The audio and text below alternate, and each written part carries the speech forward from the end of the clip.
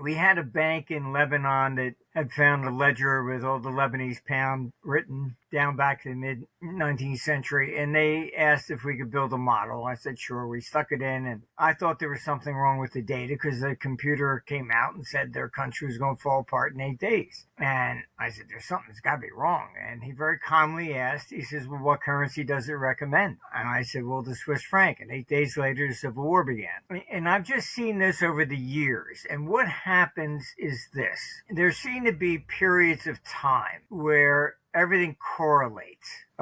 Maybe it's kind of like almost like a flu or pandemic or something with geopolitical. So, I mean, if you look, throughout history, you see like Rome overthrew its king in 509 BC. Within a few months, Athens overthrows its tyrants and democracy is born. So these things tend to be contagions.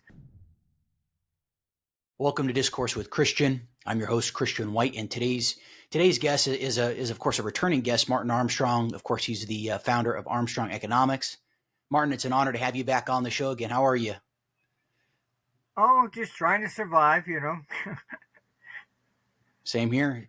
Obviously, we just had the strikes over in Iran occur last night. Would love to have you perhaps share your latest thoughts on that and other things going on around the world. Well, our computer had, back in the 80s, when I was developing this computer to trade markets, it tracks capital movement and things of that nature. So we had a bank in Lebanon that had found a ledger with all the Lebanese pound written down back in the mid 19th century, and they asked if we could build a model. I said, sure. We stuck it in, and I thought there was something wrong with the data because the computer came out and said their country was going to fall apart in 8 days. And I said, there's something that's got to be wrong. And he very calmly asked, he says, well, what currency does it recommend? And I said, well, the Swiss franc. And 8 days later, the Civil War began. And I've just seen this over the years. And what happens is this. There seem to be periods of time where everything correlates. Maybe it's kind of like almost like a flu or pandemic or something with geopolitical. So, I mean, if you look, throughout history, you see like Rome overthrew its king in 509 BC. Within a few months, Athens overthrows its tyrants and democracy is born. So these things tend to be contagions. We saw the same thing with American Revolution, Washington sworn in 1789, boom, 1789, French Revolution starts. Tiananmen Square happened within, within 26 weeks or so, the Berlin Wall falls. It just seems as though maybe somebody hears something or whatever, but we get these geopolitical correlations, and it happens everywhere. So we've got, the Ukraine incident, but you look around, you had Pelosi hop on a plane and start nonsense over there with Taiwan. Then, you've got India and Pakistan. You now even have Thailand and Cambodia. You got North Korea threatening Japan. It just seems to be more of what I would say is a global contagion of geopolitics. So Iran and Israel and the attack, it's just on schedule. It's nothing new or shocking from our perspective looking at this. It's just you're getting it everywhere. You see the riots in California. This can take place both from a nation-to-nation basis, as well as civil unrest. So I don't know exactly how to explain it. What is it? We all get the same idea at the same time or something? But they definitely all do correlate.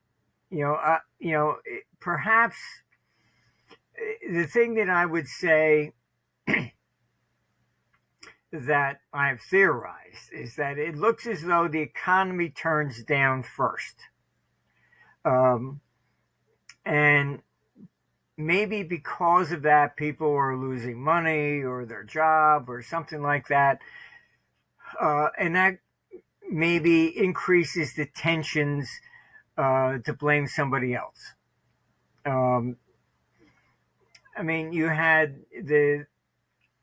when Andrew Jackson shut down the Bank of the United States, and that led to the Panic of 1837, and they called it the hard times of the 1840s. That's when the Irish were coming over, and you have gun battles in 1844 on the streets of Philadelphia. Largely, you can't allow migrants into a country, legal or illegal, when your economy is also in declining mode. Because then they come in, they're maybe willing to work for less money just to get something, taking jobs away from others. And back in the 1840s, they called it the nativist movement. Natives first. And so I mean that to me is very similar to what we're seeing in California. We're also you're seeing it throughout Europe. We don't hear so much here in the United States, but most of your major cities in Europe are very close to civil war as well. And it's all this migrant issue. And it just seems to be systemic. So, I mean, look, we handed a handful of jets to Greece.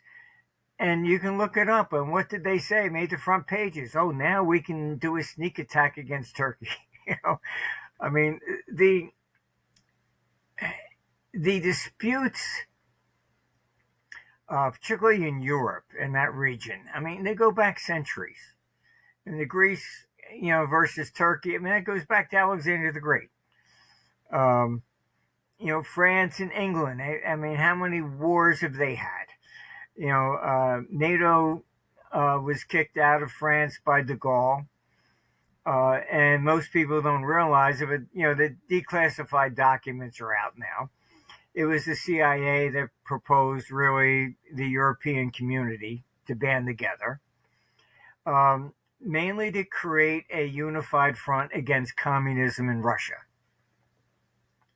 And de Gaulle objected, and they threatened to withdraw the Marshall Plan from France. So he finally acquiesced, and he accepted Germany, but he wouldn't accept the British. Because these wars have gone on for centuries between the two. I mean, when de Gaulle was in Canada in his famous speech on July 24th, 1967, Viva, Quebec, to separate from Canada. And de Gaulle allowed Germany to come in, and they formed the European community, but he refused to allow the Brits in. So Britain didn't join the EU until after de Gaulle died. I mean, Otto Bismarck, the former chancellor of Germany, in 1888, he said that Europe was going to go into a catastrophic war.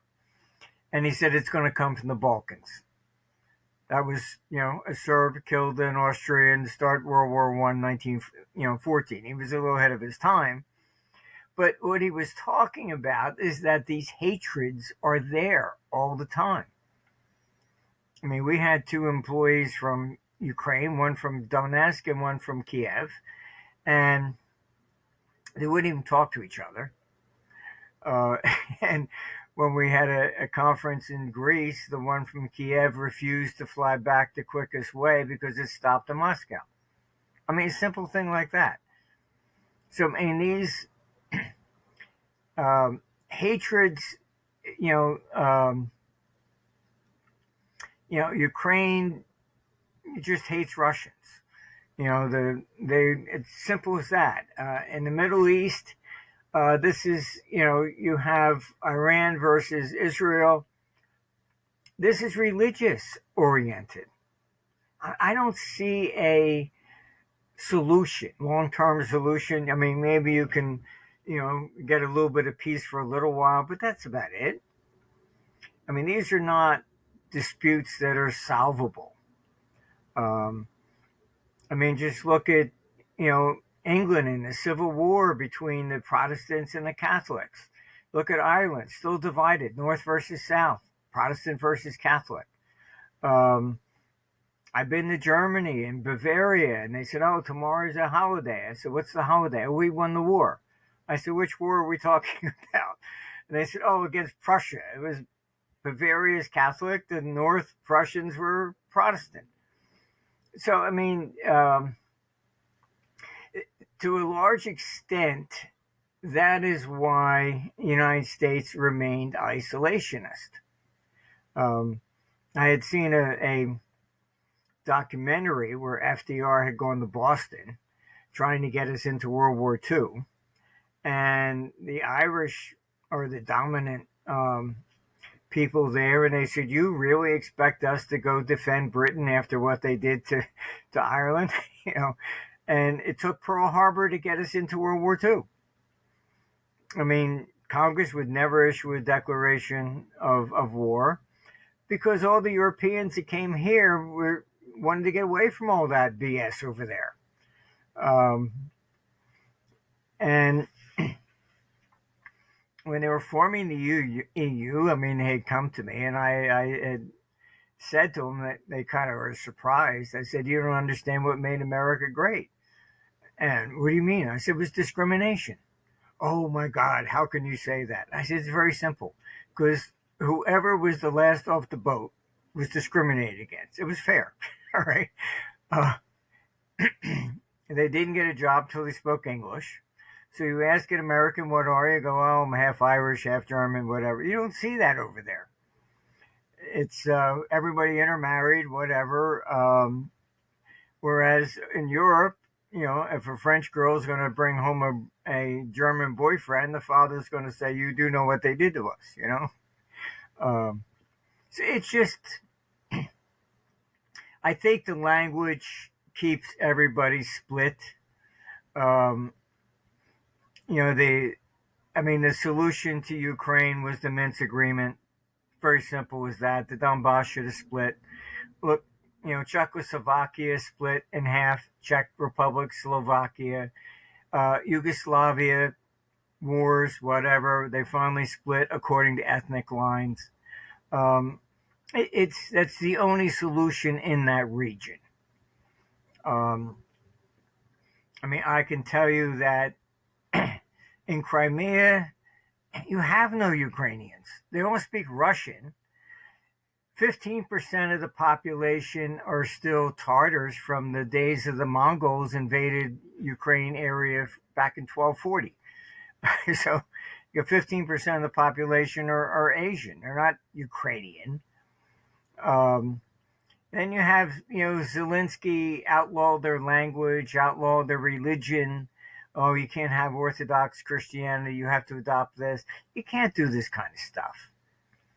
It'd be like the United States saying we're going to outlaw Spanish. Really? What's going to happen? Or Canada saying we're going to outlaw French. You have to speak English now. I don't think either one would work.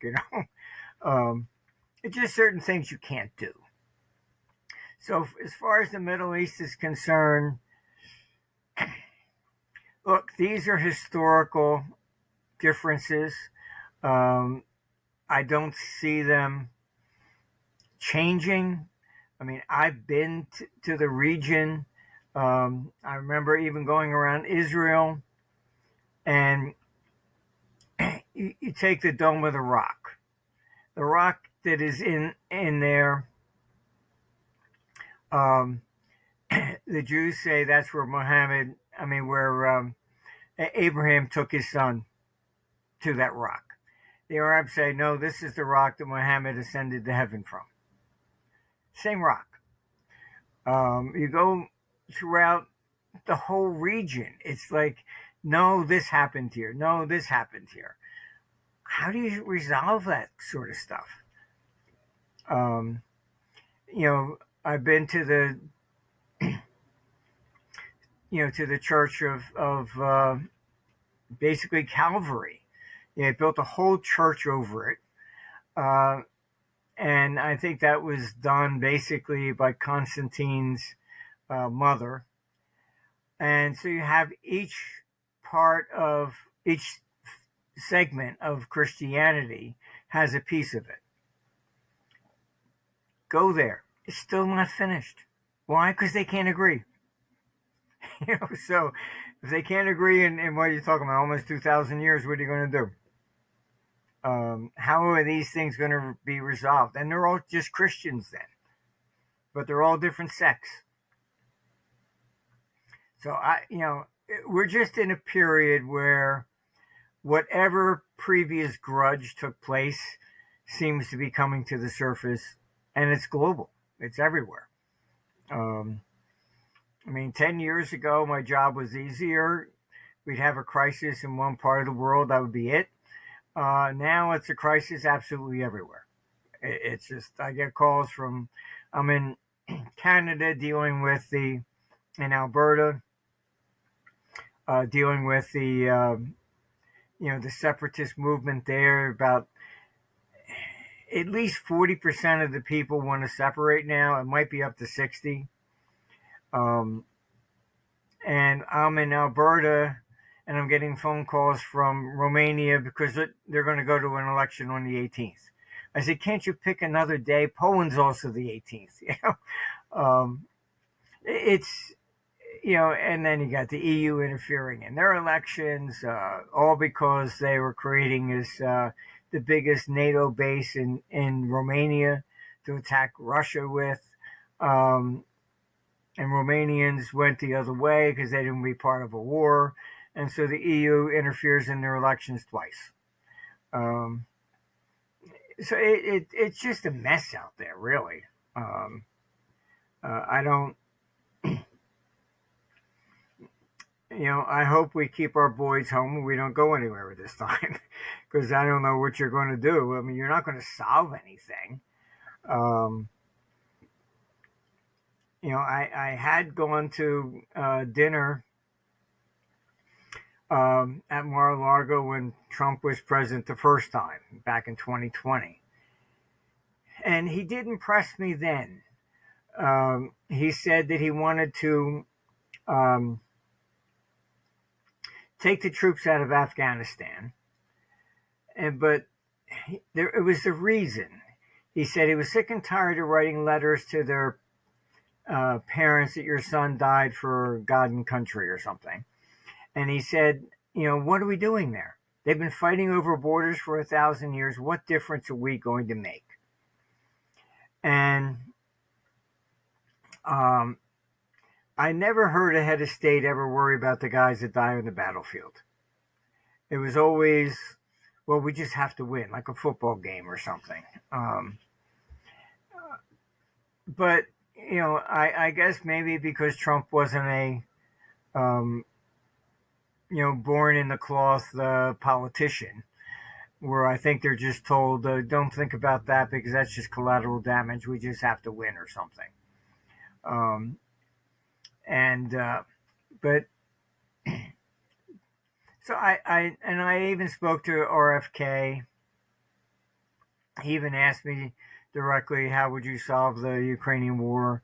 So I know where their heart is. They really are anti-war, but EU wants war. They're stabbing him in the back. And in the Middle East, look, Israel, disagrees with the negotiations of Trump and even allowing Ukraine to have any enriched Ukrainian. So that's what I said. I don't see any solution to this stuff. Just got to play out what it's got to play out, and our computer says it is going to get worse going into 27. Speaking of your computer and your model and such, which of course has been pretty accurate over the years from what I've gathered. I know you've mentioned on previous shows the year 2032 and things kind of leading up to that. Could you perhaps unpack that and perhaps aspects of that perhaps you're not really able to or haven't been able to dive into much on other shows? What it is we go through these periods historically. Like I mentioned about, Rome overthrows its Tarquin king in 509 BC, and then in Athens they go, that's a good idea, and they, create democracy within a few months. You have Tiananmen Square, and then the Berlin Wall falls. These are periods in time that whatever form of government is there is just simply overthrown. American Revolution was, against monarchy. French Revolution said that's a good idea. They overthrew monarchy. This, you can see it, kind of brewing everywhere. People are just dissatisfied with the form of government that we have. They tell us we live in a democracy, but we do not. This is a republic. Nobody asks us, shall we go to war against Russia? We don't vote on stuff like that. Vietnam, you were 18, you were old enough to hold a gun and go kill somebody, but you were not old enough to have a drink or vote. But that's democracy. You take Ursula, the head of Europe. She's never stood for an election. In parliamentary systems, others just appoint who's going to be the head. Like in Canada, Carney, nobody, Carney didn't go in some preliminary election to say he's going to be the candidate. So parliamentary systems are even worse than what we have. At least there's a primary, but even that, this time, the Democrats didn't like that, and they scuttled it. They just put in, Camilla. I mean, I had early on, I warned RFK that the information I had, that they were not going to allow anybody on the ticket to even challenge Biden. Oh, come on, they couldn't do that. They did it. Then he was going to run independent. And I said, I'm telling you, this is all rigged. They're not going to let you in there. And I was supporting him. I said, you might as well join Trump because they're not going to allow you in. And then New York kicked him off the ballot as an independent candidate, and that was it. He then joined Trump. I had known before that Trump and RFK had met, and Trump gave him a commission to head on vaccines back in 2016. And all the pharmaceutical companies threatened Congress, and they're going to cut off all their funds and donations, etc., unless that was shut down. And they shut down that commission about 3 months before the COVID vaccine. So I knew there was at least a connection between the two, and then I was like saying, "You're not going to get anywhere. I don't know who's telling you, you can win as an independent and all that. You're not. This is not going to work."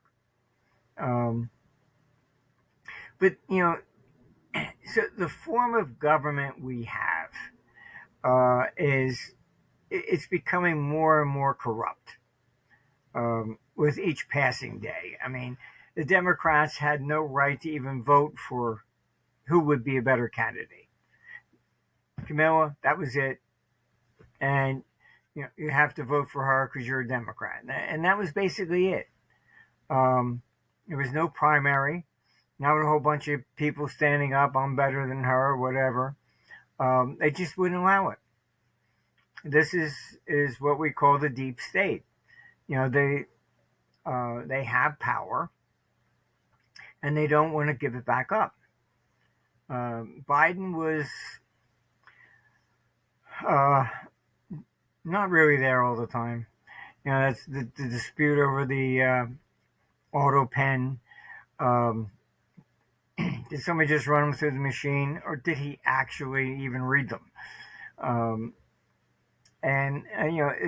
think that should be illegal anyhow. But you don't use an auto pen for legislation. You just don't. But look, I was part of the vetting process back in the 90s, and then they would send me in to go meet with whoever wanted to run for president. I would meet the various different people from like Ross Perot and like governor of Oklahoma at the time. And then I was asked to go down and meet with Bush Jr. I said, okay. And then I was told, this one's different. Because before I would be asked, what do you think? Do you think he's smart enough to handle the job? I would be there to explain how the world economy functions. But with Bush Jr., they said, oh, this one's different. I said, what's different? Oh, no, he's really stupid. I said, what? And I said, why would you make somebody stupid president? This was exactly opposite of everything I had been doing for years. And they said, well, he's got the name and we can win. And I can tell you, because I was in the middle of all this, I was offered to be the chief economic advisor in the White House. I said, no, I'm not giving up my company for that. And they picked the cabinet. They picked Dick Cheney, not Bush. Dick Cheney was really the president. He's the one that took us into Iraq and everything else. And his former company, Halliburton, got all the contracts. I mean, it just corruption after corruption. And so when Trump went in the first time, they said, oh, gee, you're not a politician. You don't really know how this works. You need qualified people. And they stuffed his cabinet with all the neocons. You like John Bolton, who would invade Canada to get to Russians,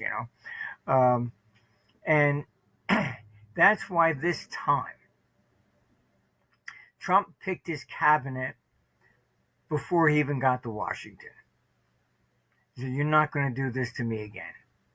And so what do you hear the deep state saying? Oh, his cabinet's not qualified. They have no experience. True. Exactly. That's what you need. You don't want somebody else from the deep state there protecting everybody else that's there. And that's how Washington works. So I think as we head into 2032, more and more people are beginning to see this problem with republics. And they're just the most corrupt form of government, period. Because you have representative, and they can say whatever you want to hear to get elected. Like I can run for office and say, I'll save the whales, I'll do whatever. And I get there, great, glad you made it. Now this is how it works. Just look at the votes. They're down party line. Somebody in the back room says, this is our position and this is what you have to vote for. It's not, you can vote for whoever you think is actually going to represent you. Total BS. Doesn't work that way. This is what's coming to an end. Because more and more people are seeing this. Look at what they did to Trump with all the different charges and all this stuff. This is, they call it lawfare here, but look, this has been going on for a long time. You can read John Stuart Mill's book On Liberty, mid-1800s. One of his best quotes that I like from that book, we have yet to free ourselves from the stain of legal persecution. All right, look at France. They went after Marie Le Pen. And the judge goes, oh, I'm barring you from ever running for election again. This is the bullshit. In Romania, the guy that actually wins the vote, oh, he's under investigation, so he can't be president. I mean, they do this shit all the time. The president of Pakistan, they threw in prison. You had Zelensky try to, charge the previous president with treason and tried to throw him in prison. You go down to Brazil, Bolsonaro trying to do the same thing to him that they did to Trump up here.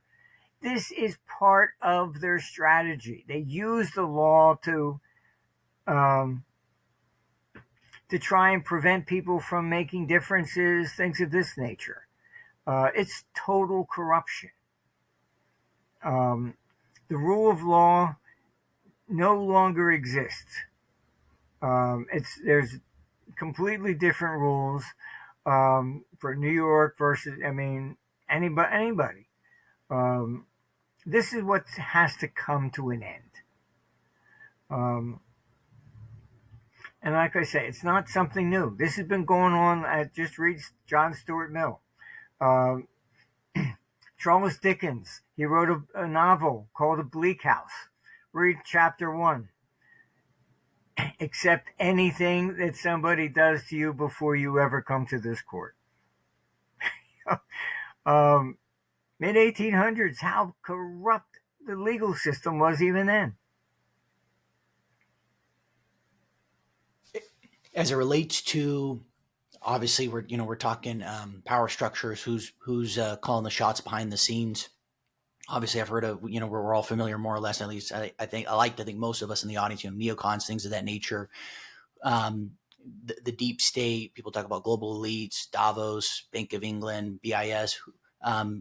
Could you perhaps dive into certain entities or individuals that typically aren't given enough coverage, that are, kind of pulling the strings behind all the known individuals or power structures? I don't know if you care to dive into that, Martin. Well, look, I've met Klaus Schwab. He's an academic. The academics are the ones that promoted this idea that, gee, if there's one government, we eliminate war and equality and all this nonsense. And it's just total, it's fiction. It's delusional. All right. You're trying to change humanity. That's why communism failed. All right. We're equal in rights. We're not equal in talent. And Einstein, I think, said it best that the mother really of all invention is curiosity. If you're not curious, you're not going to discover anything. And that's why communism failed. That, you can't make more money than the other person. So you came up with the greatest idea to invent whatever, styrofoam cup. You can't. That was the famous 1959 kitchen debate between Vice President Nixon and Khrushchev. He showed the American kitchen, dishwashers, stuff like that. This was all created by the private sector, not by government. But that's why communism collapsed. It suppresses the individual so that the individual can't create anything. And if the individual can't create something, you have no progress. So those in the deep state, I mean, I can tell you, Klaus Schwab even had a bust of Lenin on his bookshelf. They think, equality. The problem is wealth disparity. I'm sorry, they look at somebody like Henry Ford. Oh, look at how much money he has. Okay, he invented the assembly line. He created the auto industry, brought cars down so the average individual could buy one. He made a lot of money from his ideas. Fine. Oh, he's evil because he made money. He created the whole auto industry. You don't look at how many jobs he created. I find it curious because this is prohibited even in the Ten Commandments. Thou shalt not covet thy neighbor's goods, all right? And if you look at ancient history, you see Athens in the Peloponnesian War. Athens was like the democracy, freedom, etc., and they were attacked by Sparta. You can look it up. Sparta never even issued any coins. It was a communist state. People can't have money because that's not fair. You're going to have maybe more than he does. So nobody owns anything. That's what the Peloponnesian War was all about. Communism versus, basic freedom. And so this problem has been around since ancient times. It's, again, nothing new. It's part of human nature, I guess. You're not going to eradicate it. You can't make us all drones and walk around, with just a mask on and just staring into space or something. So, unfortunately, you have the Davos basically was the number one forum for that sort of stuff. If you look at the heads of the ECB, IMF, the head of Europe, all of them were on Klaus Schwab's board of directors. Every one. None of them are in positions that were ever voted for. They're installed. I have a clip on my site with the former president of France, Holland, standing, next to Merkel and saying the whole purpose of the EU was one government will stop war. Not going to happen. I said, fine, Rome had one government. How many civil wars did they have? Just look at Rome, at Europe, basically, and you hear the same thing. I do podcasts in Sicily, and, North versus South are against each other. I hear it in everywhere you go. Serbia versus Croatia still. Ukraine, Germany. I mean, there's a rising dispute. What Trump was, basically his election symbolized the beginning of this sort of trend where people are just fed up with the status quo. So, they did everything. They charged Trump with everything under the sun, thinking he would be discredited and people wouldn't vote for him. By doing that, you proved that you are corrupt. All right. So now you look around the world. In Germany, AfD, same issues against, illegal immigration. All right. First they called them Nazis. Now it's the number one party in Germany. Nigel Farage, Brexit, oh, that's going to lose, etc. Our computer said, no, you're going to win. He came to our conference in Rome in 2019. He says, of course I'm here. He's the only one that said I would win. Every newspaper, every pretend poll, oh, Brexit was going to lose. They're all corrupt. They're just corrupt. Brexit wins. People are fed up with all the illegal migration. They put a guy in prison for 22 months for simply saying he was sick and tired of his taxpayer money going to illegal aliens that rape our children. 22 months in prison for saying that. Another, they just charged a guy a few weeks ago. Called it a hate crime because he asked somebody, don't you speak English? I don't understand you. That's a hate crime. Discrimination. I won't even go to Britain anymore. They probably locked me up for something I said 10 years ago, It's just going crazy over there. But this is government knowing it has a problem. All right? They've screwed up. And I can tell you, no matter what government we're talking about, governments never admit a mistake. Never. All right. I was called into the 1987 Brady Commission to investigate the stock market crash. And mainly because I had written to Reagan a couple years before the Plaza Accord and said, they're going to try and, lower the value of the dollar by 40%. I said, this is crazy. You just sold a third of the national debt to Japan. They're going to sell. Why would they sell? Because they're going to lose money, you idiot. And so when the 87 crash came, I didn't want to have anything to do with them because I was just sick and tired of dealing with this nonsense with governments. I started calling friends of mine to lobby me to go in. And the best I could get out of them was you can read the Brady Commission report. And at the end, I got them not to attack anybody in the private sector. And at the end of the report, it says, we think foreign exchange had something to do with it. It's a G5 and 40% devaluation of the dollar. And when you devalue the currency, we hear, oh, we'll make trade better. Okay, fine.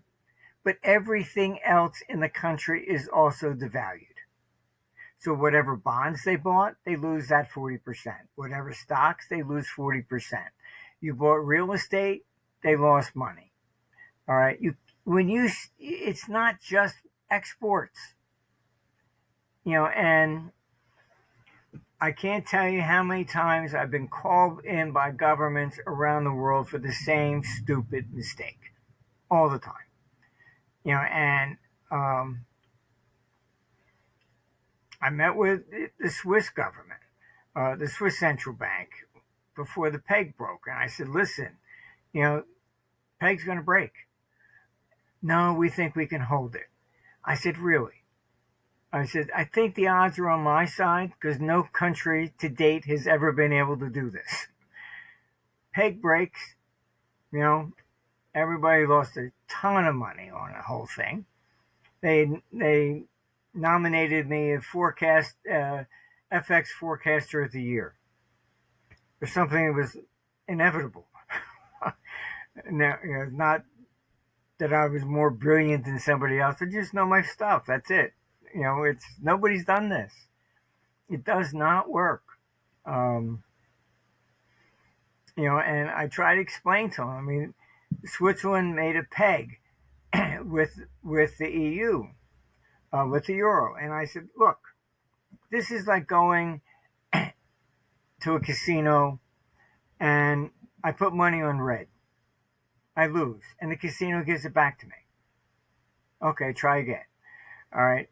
I said a peg is a guaranteed trade. That's how Soros made money on the British pound. I can sell $1 trillion. If I lose, I get my money back because you're pegging the currency. If I win, I make a bunch of money. They don't understand this. It's a guaranteed trade. There's no risk for somebody to go against them. Zero. So I get frustrated because it's not, it's the same stuff over and over and over again. It's not like anything new. It's like, all right, fine. Who's next in line to do this same stupid mistake that's been done countless times by government? Every time there's some sort of crash, there's an investigation and somebody goes in, oh, well, maybe we should try this. The one question you will never see in any of these investigations, has it been tried before? Did it work?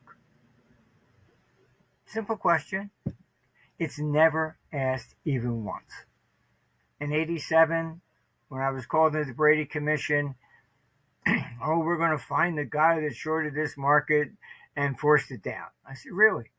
I said, do you realize every investigation since 1907 began with those words and nobody's ever been found? It's always the same ideas, constantly. That's why, I think we can learn individually. You stick your finger in that candle when you're a kid. Your parent says, don't do that, it's going to hurt. You do it anyhow. Now you don't do it again, right? You learned, but you had to learn yourself. All right.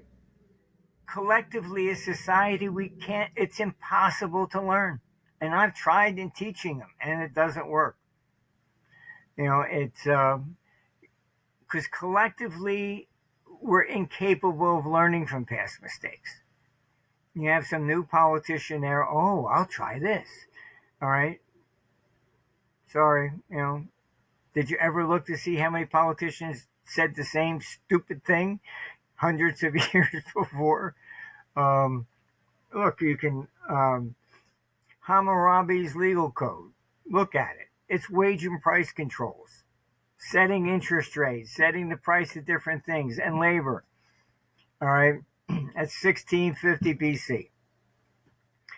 Rome goes through a third century crisis. Look it up. Diocletian's does the same thing. Comes out with a price edict, wage and price controls. Richard Nixon, 1971, wage and price controls. I mean, it's always the same solution every time you get a financial crisis. It's nothing different. I was advising Margaret Thatcher. Kept the pound out of the euro. She was one of the smartest heads of state I ever met. She understood, but her cabinet then staged a coup against her to remove her because they thought the euro would be this great thing. So they took the pound and they overvalued it for, to look like we're strong, They put it in the ERM, which was the European Rate Mechanism, which was for everybody to go into that in preparation for the euro. It's where Soros made a lot of money. He shorted the pound. They overvalued it. Because I had advised Thatcher not to do this, they were forced to call me. I said, look, you've overvalued the pound. You have to devalue it. I was told flat out, can't do that because John Major ran for election promising not to devalue the pound. Okay. So I wrote a paragraph, gave it to him. I said, here, have him say this. We're going to allow the pound to float to seek its own level. Oh, brilliant, I was told. Brilliant. Took it from Richard Nixon, 1971. It's what I mean. It's always the same thing over and over and over again. I'm tired of watching it. I'm tired of getting called into the same stupid mistakes constantly. And it's around the world. I mean, this is just it. And as it relates to the same, mistakes in your words, what's it looking like as far as Europe goes, and obviously Ukraine, Russia, so on and so forth? Where do you kind of see that shaking out in the end? And then also, I know you've mentioned about the EU being dissolved at some point and advocating for families to remove draft age kids from Europe and things of that nature. I don't see the EU lasting after 29. As I said, when they were forming the euro, they came to me. And I said, all right, fine, this is how we create a currency. And everything they were saying was basically predicated upon the United States. Oh, single currency, single interest rate, blah, blah, blah. But Helmut Kohl was the Chancellor of Germany. And before he died, he admitted he acted like a dictator. And he took Germany into the euro, didn't allow the people to vote. So much for democracy, right? He said if he allowed the German people to vote, he would have lost 7-3. So he just does it himself. Because he did that, he knew the German people would be upset about consolidating the debts. They would look at it as a bailout for Greece and Italy, etc. So he insisted no consolidation of the debt. I warned them back in 1998. I said, this is this is not sustainable. You'll never compete with the dollar. And they told me back then, we understand. We just have to get the euro in, which was creating the bureaucracy of Brussels. Then we'll worry about the debts later. 26 years later, they haven't. So what's the difference? Why has the euro never been able to compete with the dollar? If I'm a fund manager and I pick up the phone and I say, buy me $10 billion worth of U.S. treasuries, no problem. It's the most liquid market in the world. The daily trading volume is about 700 billion per day. Europe, I can't do that. I still have to make the same decision because they never consolidated the debt. Do I want Germany? Do I want Italy? Do I want France? Etc. So all the differences that they claim they were eliminating because of the currencies just moved to the bond markets. So you can look. There's people trade the spreads all the time. Italy versus Germany, bonds, whatever. So they got the bureaucracy, but they never created it, proper. And I explained to them, I said, look, this is going to end up like the United States, we have a single currency, but you have 50 states and they all pay different interest rates according to their own credit rating. All right, that's what Europe is going to happen.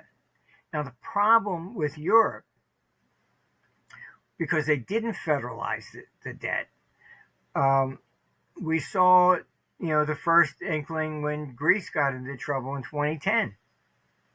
All right.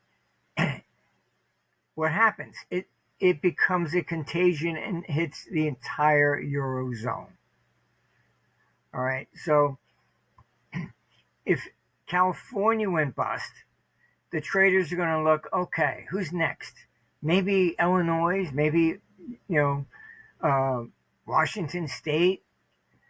That's the way they would look at it. Okay. They're not going to attack the federal government for a state default. All right. In Europe, you have no federal government. So one goes down and it just simply becomes a contagion that spreads through them all. This is why Europe it's not sustainable. Now, they know that, and the problem is that um, they have a real, the other issue here is that they had with the Maastricht Treaty that everybody had to keep deficits in line, blah, blah, blah. All right. We don't have that here in the States. If one state wants to go crazy, that's on you. Okay. Here in Europe, they try to keep everybody equal. Doesn't work. All right. You have different economies. Even like in the U.S. Civil War, the South was more agrarian, the North was more industrial. All right. They're different economies. I mean, in trading, we used to call it the Texas-New York arbitrage. When oil was up a lot, Texas was booming, but that was inflationary and New York was going down. Right? So this is what you have. And so all of Europe is not the same. Germany is the real big problem. And nobody wants to talk about this in the press. Germany is about 25% of the entire EU GDP. The politicians should be in prison for life. They shouldn't even be a politician. First, they shut everybody down crazy with COVID. You wiped out a lot of small businesses. Then, climate change. Okay. Then you put all these other restrictions on. You took out another layer. All right. You saw, all like tens of thousands of people protesting in Volkswagen, the auto. Oh, because you can't produce gasoline cars after, I think it's 2030 or something. You're wiping out jobs of the biggest industry of Germany. Hello? Did you ever think this through? Then complicated even more. Oh, let's put sanctions on Russia because they went into Ukraine, which we enticed anyhow to begin with. We're the ones that started the Civil War. Just look at the timeline. It was Victoria Nuland was there handing out sandwiches in Maidan. And you had John McCain on stage. We're with you, overthrow your government. And as soon as they stuck in an interim government, not elected, and they started the Civil War against the Donbass. So then Russia comes in to protect the Donbass, basically. I mean, this is just a mess. It's just a mess, but it's all politically motivated. So here you have Germany. It has no energy. It was buying all the energy from Russia. Oh, we have to punish Russia. Really? Okay. That's like me shooting myself on the foot and saying, see, I'm serious. And if you don't back off, I'm going to do it to you. I mean, so now they have to import all their gas and everything else and paying 3 times the price. The German economy, because of these stupid decisions, has actually shrunk at least 3%. I'm not talking about recession. I'm talking about you're wiping out small businesses left and right. There isn't somebody there to hire anymore. So the number of jobs are declining. Why is AfD the number one party now? Because at the same time, you let in all these migrants. That's why I talked about the 1840s. You can't allow migration in when you're declining your economy. So you've got all kinds of civil unrest throughout all the major cities in Europe now. And they're trying to hide that from the press. But it's nothing new. Like I said, we went through it in the 1840s. And you can look it up. There were actually gun battles on the streets of Philadelphia over this stuff. Um, so, I mean, Europe is a basket case. It needs war. You have Macron, and I can tell you I have very high contacts in France. They call him the petit Napoleon. Um, to briefly state a little bit of history of France, de Gaulle was a nationalist. Right? He basically uh, he was against the dollar, against Bretton Woods. Uh, he hated Americans and he hated British. And this, like I said, this goes back because they were fighting for hundreds of years. And the attitude there is that if Napoleon had won at Waterloo, the world would be speaking French instead of English. This is just the way it is. I was actually a keynote speaker for the BIS in Paris. And so I was sitting at the table with all the heads of the central banks of Europe. And the table started speaking English because the Italian didn't know German. The one language everybody knew was English. And the French sitting next to me, he was absolutely appalled. Should be speaking French. We're in Paris. They're very sensitive about the language. So what de Gaulle did was he kicked NATO out of France. And he issued a memorandum and ordered all foreign troops to get out of the country. The response from America was, does that include all the dead ones that saved your country that are buried there? They just took it as very disrespectful. And so the nuclear weapons in France are not part of NATO. So what do you have currently? And why is this important? This is why they call Macron the petit Napoleon. He has, over the Trump tariffs and stuff like that, he's been the one leading the charge, telling we no longer need the United States, that France will provide the nuclear umbrella to protect Europe, and that he's even offered nuclear weapons to Germany.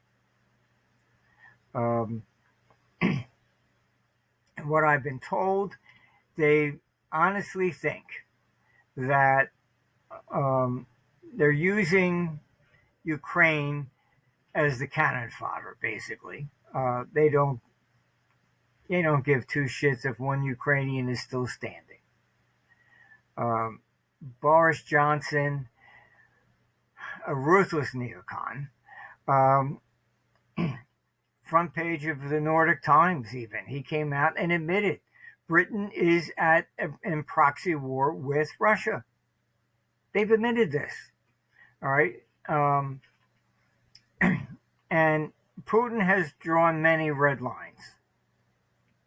You give long-range missiles to Ukraine to attack Russia, that's a red line. They do it. They've been trying desperately to get Putin to attack anything in NATO so they can claim he's the aggressor. All right. Romania, why did they interfere in 2 elections there? Because they were building the biggest NATO base in Romania to attack Russia. And the people didn't want that. They voted for people who were, against the EU. And the EU interfered and overthrew their elections. So what's going on? They basically are trying to use the former Warsaw countries as cannon fodder to reduce the size of Russia. And they think, and as delusional as this sounds, but Hey, if Napoleon wanted Lord Waterloo, we'd all be speaking French too.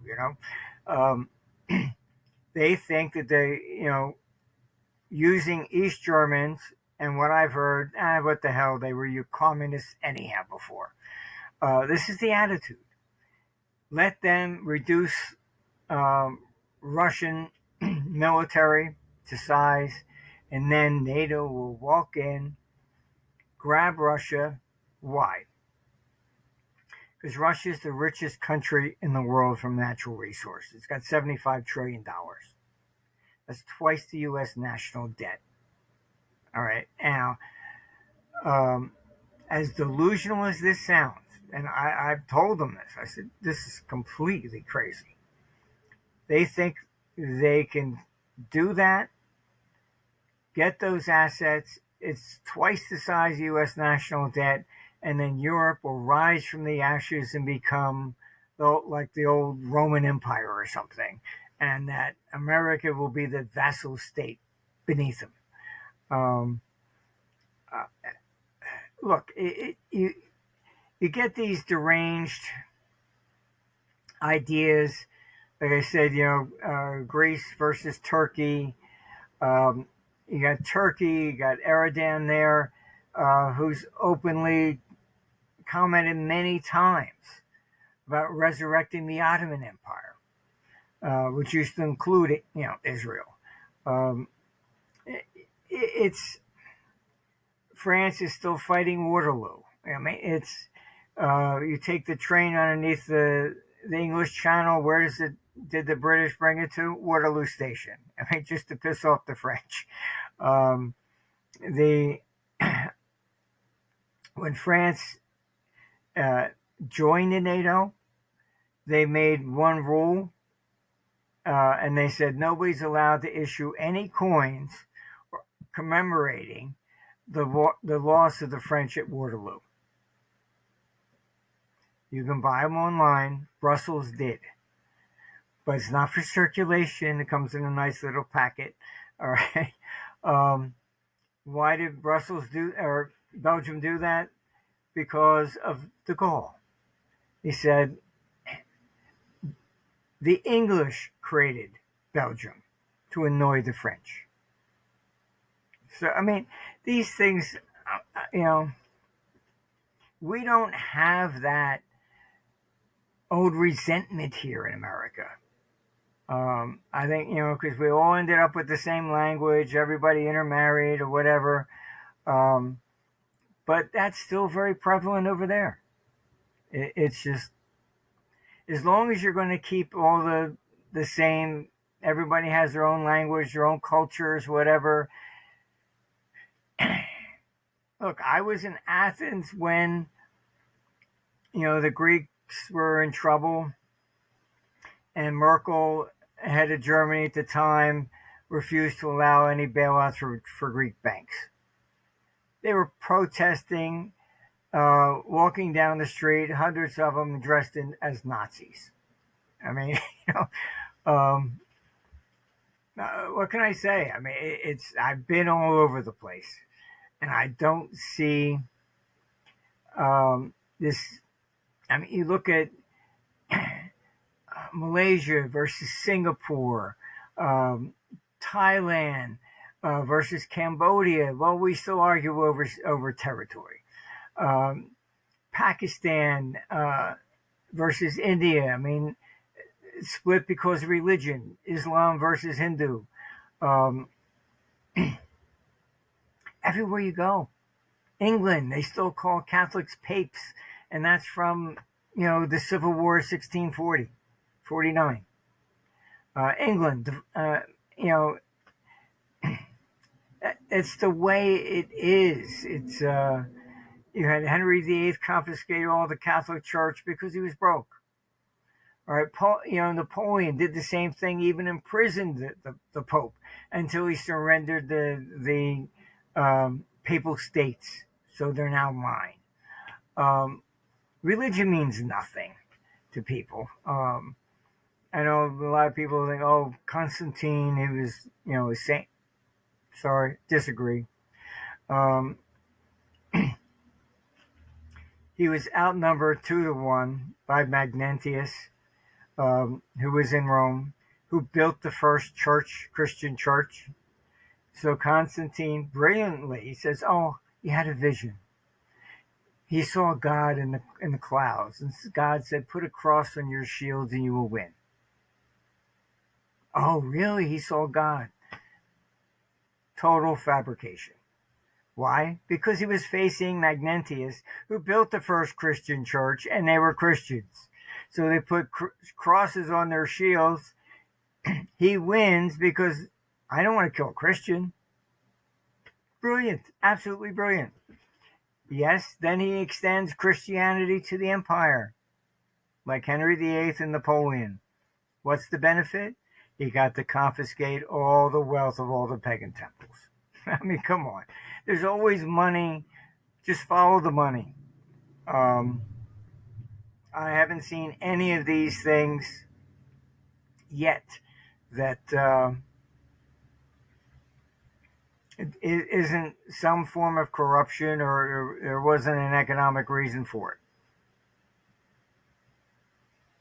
That kind of reminds me of what I've heard others talk about in reference as it relates to banks wanting to get various assets on their balance sheet. I think it was Alex Craner. He was mentioning about, I used the example of like ExxonMobil and Nigerian oil fields, and whether or not this happened, but he used Bolton's name as an example. If I could be wrong, but it just reminds me, and I find it fascinating how so much of conflict over the millennia is, so much of it is predicated on the acquisition of resources. And of course, now today it seems adding collateral to a bank's balance sheet and things of that nature. It's just, it's such a far cry from the narrative. As I mentioned, I, come from a military family, and it's so interesting to see people gladly, pursue, or get involved in a military affair, if you will. And I'm all about it if it makes sense, kind of like Smedley Butler. I remember you mentioning in his book how he said, "Hey, unless it's pertaining to the soil, here in the States, don't get involved with things don't get involved with things obviously outside the country." So I just think it's absolutely fascinating how little people know of this. No, it's true. I mean, I have one fellow that works for me, and he was in Vietnam, and look, and he saw the stuff that I had published out. I mean, Johnson, knowing he lied, that there was no attack. He even said, I think the tapes are out. For all I know, they were shooting at whales that night. Starts Vietnam War. You have McNamara and his apologies on YouTube before he died. And he's got us into Vietnam, and 58,000 American soldiers died. And how many millions of other people? And he said, "Oh, gee, sorry, we were wrong. I thought we thought Russia was involved. It was just a civil war. Weapons of mass destruction didn't exist. Lusitania. It goes on and on and on and on. I mean, it as Butler said, and that war is a racket. I mean, they make money out of this stuff. Europe wants war with Russia. Why? Because they have a choice. Either they go to war, and they're stabbing Trump in the back for every possible peace negotiation. If I'm Putin, there's no way I'm going to agree to war when I see what they're doing. And because if they don't do that, then they're, it's a tragedy waiting to happen. All your pension funds, 70% on average must have government debt. They took interest rates down to negative in 2014. I said, you're strip mining the money from people's pensions. All right, you had Ursula come out, and says to fund the war, admitting they will confiscate people's private assets. They say, oh, it's unused. Oh, so you got some cash savings. You're not using it right now, so we'll take it. All right. This is what Germany did. This is why the hyperinflation took place. It had nothing to do with printing money. The printing of the money that people talk about, all BS. That is the response to what I'm going to tell you. In December 1922, and you can buy these bonds on eBay. They couldn't make the reparation payments, so they confiscated 10% of everybody's assets. All right. Then they gave you a bond, which they defaulted on. That set in motion the hyperinflation in 23. Anybody that had serious wealth got it the hell out of Germany. All right. Transferred it to every Swiss francs, whatever. When Hitler came to power in 1933, he passed a law and said it's illegal for a German to have an account outside the country without government permission. That, what he was doing was trying to get the money that fled in 1922 back to Germany. All right. 1934, just a few months after that, what happens? Switzerland creates the numbered account, secret number accounts to protect Germans. I mean, it's all there. It's not, hyperinflation was they printed money. No, they printed money because everybody left, right? That's really why it was the response to. But what comes first? It's, the chicken or the egg stuff. Just look at it. And so Europe needs this war. Otherwise, they default, and the people are going to be taking pitchforks and storming the parliaments. Simple as that. All right. You're looking at their futures, their savings. It's all been corrupted. And for Ursula to even come out, you can Google it. I was shocked that she even said, if they can fund the war by taking unused assets. Unused. So, look, this is what they do. This is what they need war, and they don't care about who dies in the process. And anybody that thinks that, Ukraine, come on. Boris Johnson hopped on the plane. There was a peace deal. He went over and told Zelensky he's not allowed to have peace. That made the front pages of the Ukrainian Pravda. All right. I speak to Ukrainians. Once that happened, the question I get, are we allowed to have peace without permission from London and Paris? They're not in charge of their own country. Zelensky is an absolute traitor. When he ran for office, he vowed for peace. The death toll was 130,000. It's now 1.2 million. So much for peace. And 8 million have fled the country. Our two employees that were there in Ukraine are both in Berlin now. And most of them that I talk, they're not interested in going back. It's just a mess. It's just a total mess. And I get frustrated because I have to deal with these governments. And I see how stupid this is. Sometimes I wish I was just one of those people with a mask on driving by myself in a car with the windows up and thinking everything's fine, But I don't know. It's just, it's an economic disaster waiting to happen. And they need war to do this. And one thing about war, as kind of Butler was talking about, all right, it has to be profitable.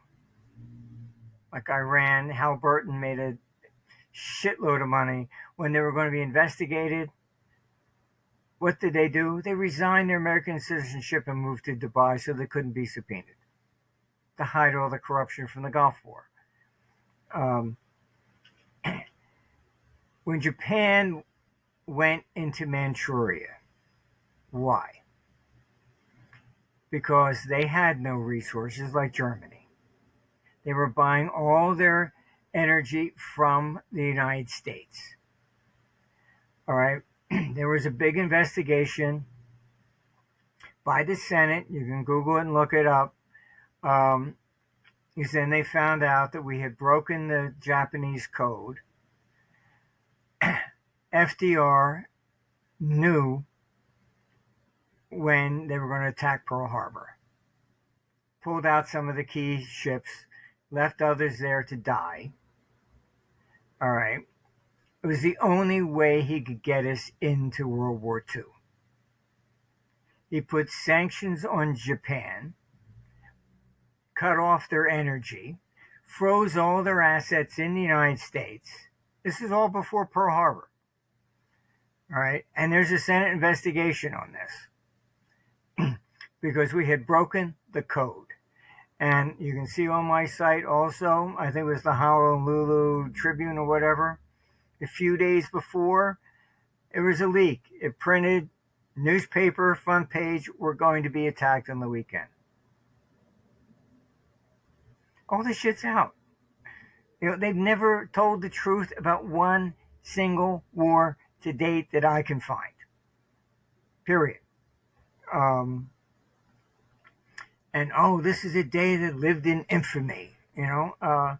Then he got us into World War II, which he was trying to do all the time. You know, look, this is just the way it is. They will never tell the truth about war, any way, shape, or form. And Japan went into Manchuria to get the assets. They had all the energy, everything they needed, because the U.S. cut off and put sanctions on them. Does Russia want to go into Europe? Absolute, total BS. Europe has tried to invade Russia 3 times. Russia has not tried to take Europe. Why? Because Europe doesn't have anything. All right, they have to buy their energy from Russia. All right, they have no gold reserves. What are you going to get out of this?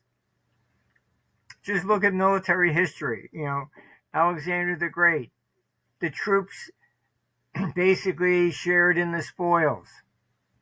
He couldn't say, let's go attack this country. What are we going to get out of it? Oh, nothing. You know, they go, well, you're on your own. You know, there has to be profit in this. Rome, you know, in the Punic Wars, finally conquers, you know, Carthage, takes all the money. What did they forgave, you know, Romans. If you lived in the city of Rome, you were tax exempt for life. Because they made so much money from the war. Just pick up the rug a little bit and look at all these things. There's got to be a profit in it. They don't do it for no reason. All right. And our neocons, and I do know some of them because I've been to dinner with them, they're a different breed.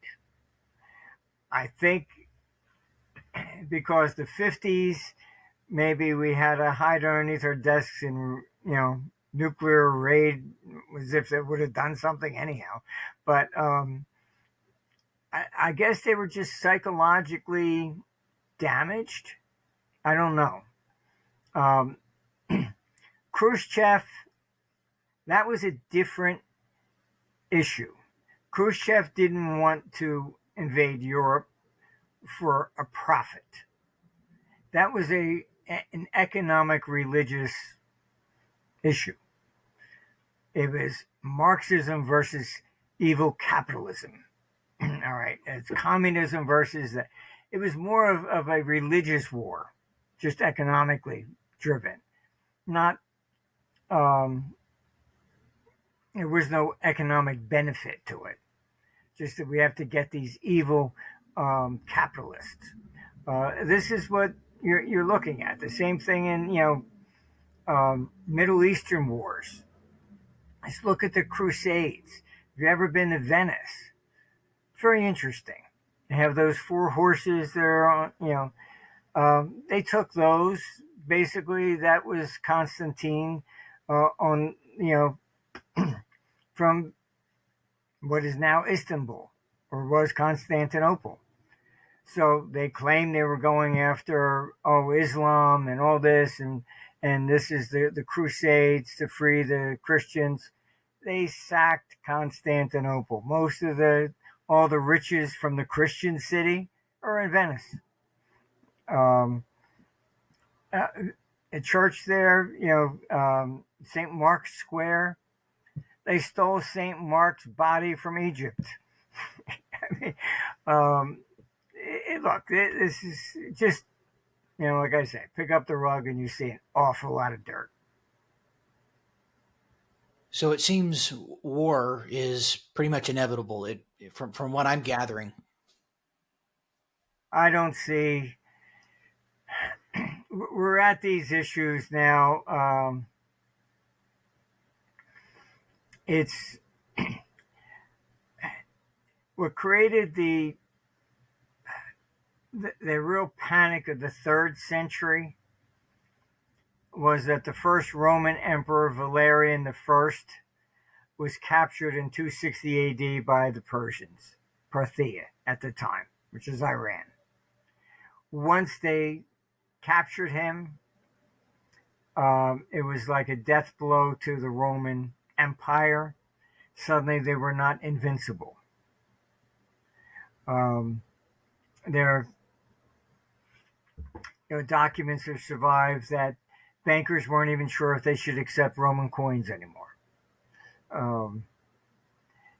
So when you undermine the confidence of the people, that's when government declines. And that's what happened when they captured the Roman emperor. When the Persians captured the Roman emperor, it was the first time an emperor had ever been captured in battle. It just shook Rome right to the core. And that's the risk that you have. Iran, the Persian Empire, was always the historical enemy of Rome. Cyrus the Great is the one that conquered all of Anatolia, which is now Turkey. You had Xerxes attempted to take, Greece. And that's why Alexander the Great went back to conquer Persia. So these things have been going on for a very, very long time. So Iran, yes, it's Shiite, which is, people don't quite understand the religious differences. Shiite, basically the church should run the state. So you have the Ayatollah, as opposed to Sunni, which is like Saudi Arabia, where the king is in charge, not the church. And we have offices in UAE, which is, you can be sitting at a table with a girl dressed in Western garb, and the table next to you, there'll be a guy with his 4 wives in burqas. Fine, no problem. It's religiously tolerant. But you go to Saudi Arabia, she can't walk out without me. So it's each culture is a little bit different. And I don't see that changing. I don't think it's even negotiable, really. The best you can get is intermittent periods of peace. Wow. Well, Martin, I thoroughly enjoyed our conversation. Are there any parting words that you'd like to share with the audience before we wrap up? No, I think that's about it. I mean, just maybe do a little bit more of digging, and when they say something, don't necessarily believe it, particularly the media. Um, I mean, the media, all it does is put out propaganda anymore. If you see a newspaper that says, "Oh, Russia invaded Chinese unprovoked," or Ukraine unprovoked, really? Um, just flip back a few years, and you wrote the exact opposite. It's I don't know what to say. It's just it's that way. Um, Asia, the same problem. Um, we had the one China policy. As long as we agree, technically, yeah, Taiwan's part of China, it was fine. Nobody had to go in. Then you get Pelosi hopping on a plane going over there. Oh, you're independent. Fight for your independence. That's a slap in the face to China. Now they got to go in. They didn't have to before. Um, you have Pelosi stirring up why? You want independence? Millions of people will die because of what you're saying. They don't care. So just pay attention. That's basically all I can really say. Well, Martin, how can people learn more about you, what you're working on, and get in touch? You can go to our site, armstrongeconomics.com. Um, it's completely open. You don't have to put in any emails um, uh, or anything else. It's free. And we're not blocked anywhere in the world. So everybody knows it's the computer basically doing this. So we're not blocked in even China or Russia. Um, so it's really an open forum. And I was told by somebody in D.C., you realize you're the only one that's not blocked internationally. I didn't think of it that way until it was pointed out to me. So I guess you're right. Well, Martin, thanks so much for coming on and looking forward to having you on in the near future. Well, thank you for inviting me and take care out there. You too. Quick ask. Over half of you who watch the show regularly haven't yet subscribed. If you've enjoyed the show, you're finding value in it, subscribing is really the best way to support the channel. It's, of course, free. It literally takes 2 seconds, and it lets the algorithm know that this content matters. And of course, my commitment to you is going to be that I'm going to continue to bring on great guests, refine those questions. And of course, I'm always receptive to your feedback. If there's certain people that you'd like to have on, or certain questions, or this, that, and the other that you'd like to have as part of the show going forward, things of that nature, please let me know. I'm pretty easy to access. Anyhow, that's my commitment to you. If you can subscribe, that would mean a lot. Thanks.